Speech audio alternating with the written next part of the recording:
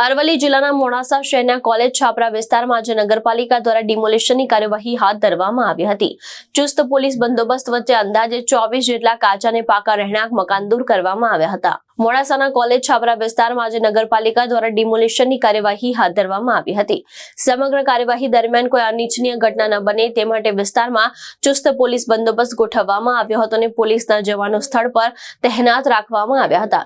નગરપાલિકાની ટીમે 2 જેસીબી મશીનની મદદથી અંદાજે 24 જેટલા કાચા અને પાકા રહેણાંક મકાન દૂર કર્યા હતા।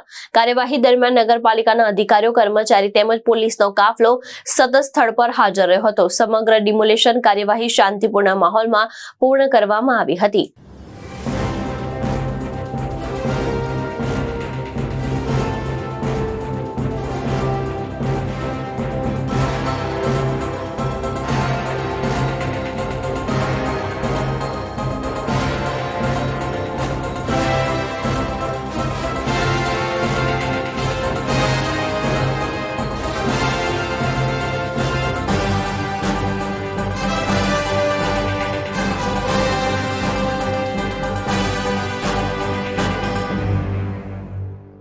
कांतिभाई नागदीभाई कटारा। हाँ आगे आनंदपुरी बहु टाइम થઈ ગયો એને ઉંમર આ થઈ ગઈ ઉંમર સાથે થઈ ગઈ થાય બીજો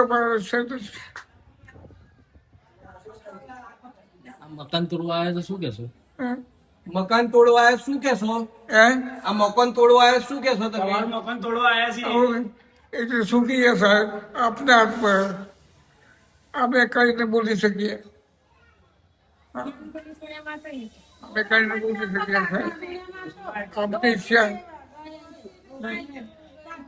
બે વર્ષથી બીજો કોઈ સાહેબ।